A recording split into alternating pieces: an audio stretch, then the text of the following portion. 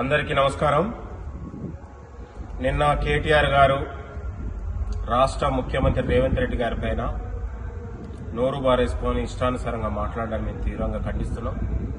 Municipal ఎన్నికల్లో రాష్ట్రం ఎంత తిరిగినా కూడా ప్రజాదరణ లేకనే ప్రజల నుంచి తీవ్రమైన వ్యతిరేకత వస్తున్నటువంటి సందర్భంలో ఒక డిప్రెషన్లో ఒక ఆందోళనతోని అక్కస్తోని మాట్లాడుతున్న మాటలుగా మేము భావిస్తా ఉన్నాం. నిన్నగాక మొన్న మల్లన్న సాగరు ఇవాళ నిర్వాసితులు చెప్పులు తీసుకుని తరిమినటువంటి అంశాన్ని కూడా గుర్తు చేస్తా ఉన్నాను. కాబట్టి తెలంగాణ రాష్ట్రంలో మున్సిపల్ ఎన్నికల్లో కేటీఆర్ గాని హరీష్ రావు గాని ఎక్కడికి వెళ్లినా కూడా ప్రజల నుంచి తీవ్రమైన వ్యతిరేకత వస్తున్నటువంటి సందర్భంలో మాకు బతుకు బస్టాండ్ అవుతున్నటువంటి సందర్భంలో ఇవాళ రాష్ట్ర ప్రభుత్వం పైన ముఖ్యమంత్రి గారి పైన ఇష్టానుసారంగా మాట్లాడుతూ ఉన్నారు.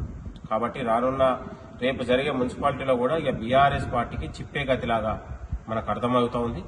కాబట్టి కేటీఆర్ గారు తన బలుపు మాటలు అహంకారమైన మాటలు ఇకనైనా మానుకుంటే ప్రజలలో కొంత విలువ ఉంటుందనే విషయాన్ని మరొకసారి గుర్తు చేస్తా ఉన్నాను. సభ్యత సంస్కారంతో కేటీఆర్ వ్యవహరించాలి. ముఖ్యమంత్రి గారే అనే స్థాయి మర్చిపోయి కూడా ఇవాళ కేటీఆర్ మాట్లాడుతూ ఉన్నాడు. ఇది సరైనది కాదు. ఇవాళ పరుష పదజాలంతో అనేకసార్లు మాట్లాడినా మేము హెచ్చరించడం జరిగింది. మళ్లీ ఇది పునరావృతం అయితే తెలంగాణ రాష్ట్రంలో కాంగ్రెస్ పార్టీ కార్యకర్తలు తీవ్ర స్థాయిలో ఇవాళ ఎదుర్కొంటాం.